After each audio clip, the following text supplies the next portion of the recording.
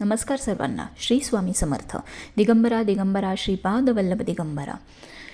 सियावर रामचंद्र की जय. तुमच्या सगळ्यांचं आपल्या स्वामी सहित सेवा या चॅनलमध्ये स्वागत आहे. एक विनंती आहे की प्लीज आपल्या चॅनलला सबस्क्राईब करा, म्हणजे सगळे नवीन व्हिडिओज तुम्हाला पाहायला मिळतील. बघा, आजचा हा व्हिडिओ खूप खूप खूप खास आहे.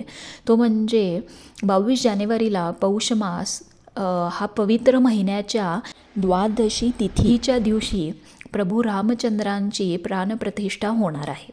असं म्हणतात की तुम्हाला या दिवशी जर हे 5 महत्त्वाचे तुम्ही जर हे उपाय केले तर आपल्या जीवनात जर अंधकार आहे तर तो नक्की दूर होईल, तुम्हाला मार्ग सापडेल. आणि जर तुम्हाला असं वाटत असेल की घरात खूप नेगेटिव्हिटी आहे किंवा स्वतःमध्ये खूप नेगेटिव्हिटी आहे, कायम नेगेटिव्ह विचार येत आहेत, तर ते नक्कीच दूर होईल. तर 22 जानेवारीला अयोध्यामध्ये प्रभू रामचंद्रांची प्राणप्रतिष्ठा होणार आहे. त्या दिवशी सर्वार्थ सिद्धियोग आहे, अमृत सिद्धियोग आहे, अभिजित मुहूर्त आहे आणि मृगाशिरा नक्षत्र आहे. सो आपल्याला हे उपाय करायचे आहेत न विसरता. असा सिद्धियोग किंवा हे सगळं जो योग आहे किंवा हे जे नक्षत्र आहे त्या दिवसाचं ते टाईम, असा तुम्हाला दिवस किंवा हे सगळं लिंकअप होऊन जे आलेलं आहे तो परत कधीच एवढ्या लवकर येणार नाही आहे.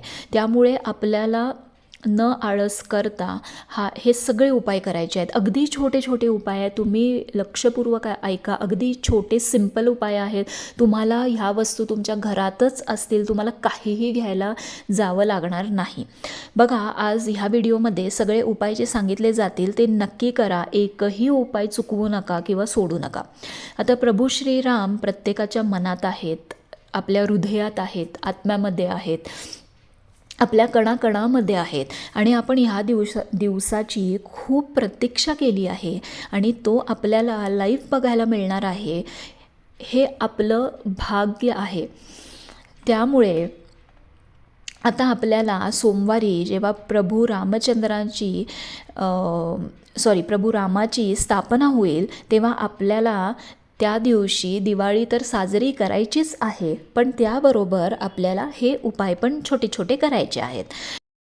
तर बघा, पहिली म्हणजे सकाळी उठून आंघोळीच्या पाण्यामध्ये 1 चिमटी हळद आणि थोडंसं गंगाजल. जर तुमच्याकडे गंगाजल नसेल तर चालेल, 1 चिमटी फक्त हळद घालून तुम्ही आंघोळ करा, म्हणजे आपलं तन मन शुद्ध होऊन जातं. दुसरा उपाय म्हणजे तुम्हाला आंघोळ झाल्यानंतर एका वाटीमध्ये थोडंसं गोमूत्र, गंगाजल आणि गंगाजल नसेल तर पाणी असं मिक्स करून तुम्हाला तुमच्या मेन डोअरपासून, एंट्रन्सपासून अख्ख्या घरामध्ये गोमूत्र शिंपडायचं आहे. म्हणजे वास्तूमध्ये जी काय किंवा तुमच्या घरामध्ये जी काय नेगेटिव्हिटी असेल ती जाईल आणि पूर्ण वातावरण शुद्ध होऊन जाईल. तिसरी गोष्ट म्हणजे जर तुमच्याकडे त्या दिवशी रामाचा फोटो असेल आणि समजा नसेल तर हनुमानाचा जरी फोटो असेल तरी तो तुमच्या देवघरामध्ये ठेवा. त्याला थोडंसं अष्टगंध आणि शेंदूर अर्पण करा आणि एक लाल फूल घाला. लाल फुलाचं महत्त्व या दिवशी खूप आहे, ते तुम्ही लाल फूल घालायला विसरू नका. तर लाल गुलाब घातला तरीही चालेल, पण लाल रंगाचं फूल घालायचं. त्याच्यानंतर तुम्ही जे पिवळ्या अक्षता जर अयोध्याच्या जर तुमच्याकडे पोचल्या असतील तर त्या तुम्ही त्या दिवशी हनुमानाच्या पायाला लावून एका लाल पोटलीमध्ये किंवा पिवळ्या पोटलीमध्ये, बॅगमध्ये छोट्या घालून तुम्ही त्या तुमच्या तिजोरीत ठेवू शकता किंवा किचनमध्ये ठेवू शकता. जर तुमच्याकडे अक्षता पोचल्या नसतील तर त्या दिवशी ह्या अक्षतांना खूप महत्त्व आहे.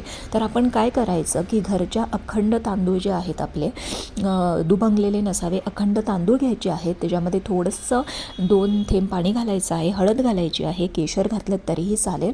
तुम्ही स्वतः अक्षता तयार करा, ते हनुमानांच्या पायाला लावा आणि त्या पोटलीमध्ये घालून तुमच्या तिजोरीत तुम्ही ठेवू शकता. त्याच्यानंतर तुम्हाला काय करायचं आहे की तुम्हाला 5 दिव्यांचं दान करायचं आहे. म्हणजे फुलवातीचे जे दिवे आहेत ते तुम्हाला घालायचे आहेत, समईच्या वाती नाही. तर 5 दिव्यांचं दान तुम्ही कुठं करायचं आहे तर 1 दिव्याचं दान म्हणजे 1 दिवा हनुमानाच्या फोटोच्या समोर लावायचा आहे. दुसरा तुमचा जो उंबरा आहे त्याच्या लेफ्ट किंवा राईट हँड साईडला एक दिवा ठेवायचा आहे. तिसरा दिवा तुम्ही तुळशीपाशी लावायचा आहे. चौथा दिवा तुम्ही किचनमध्ये अन्नपूर्णा मातेसाठी लावायचा आहे. आणि 5वा दिवा तुम्ही घराच्या बरोबर मध्यभागी ठेवायचा आहे. असं म्हणतात की घराच्या मध्यभागी जर तुम्ही दिवा ठेवला तर पूर्ण घरामध्ये प्रकाश होतो आणि जी काही नेगेटिव्हिटी किंवा घाण शक्ती आहे ती दूर होऊन जाते. आणि जेव्हा तुम्ही दिवे हे ठेवाल किंवा प्रज्वलित कराल त्याच्या खालती तुमच्या नॉर्मल ज्या आपल्या अक्षता आहेत ज्या आपण देवाला वाहतो त्या पहिली खाली ठेवायच्या, मग दिवा ठेवायचा. नुसता दिवा ठेवायचा नाही. आणि दिव्याचं तोंड मेक शुअर करा की दक्षिण दिशेला नसावं. पूर्व पश्चिम असलं तरी चालेल, उत्तर असलं तरी चालेल, पण दक्षिणेकडे नसावं. बरं, आपण आता मेन उपाय करायचा आहे, हा खूप महत्त्वाचा आहे. आपण त्या दिवशी सोमवारी चौमुखी दिवा तयार करायचा आहे. तुम्हाला ह्याच्यामध्ये लाल मोवळी घ्यावी लागेल. तुम्ही पूजाच्या दुकानामध्ये तुम्हाला कुठेही मिळून जाईल. चौमुखी दिवा कसा तयार करायचा हे तुम्ही गुगलमध्ये बघू शकता. 4 दिशेचे 4 वाती आपल्याला तयार करायच्या आहेत. त्याच्यामध्ये लाल मोवळी घ्यायची आहे. त्याच्यामध्ये तुम्हाला आयदर सरसोचं तेल किंवा शुद्ध तूप हे 2 ऑप्शन्स आहेत. तुम्हाला ते तयार करायचं आहे. एक अखंड लवंग घ्यायची आहे आणि तुम्हाला हनुमानाच्या मंदिरमध्ये किंवा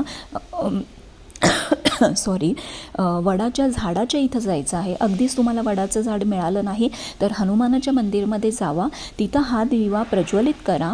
एक तुम्हाला हनुमान चालिसाचा पाठ म्हणायचा आहे. ती लवंग हातात घेऊन हा हनुमान चालिसाचा पाठ म्हणायचा आहे. आणि हनुमान चालिसाचा पाठ झाल्यानंतर ही लवंग त्या दिव्यामध्ये, जो आपला दिवा प्रज्वलित केलेला आहे त्या दिव्यामध्येही ठेवायची आहे, प्रार्थना करायची आहे आणि मग तिथून घरी यायचं आहे. तर हे छोटे छोटे उपाय तुम्ही त्या दिवशी करा आणि मला कमेंट बॉक्समध्ये काही प्रश्न असेल तर विचारा. श्री स्वामी समर्थ.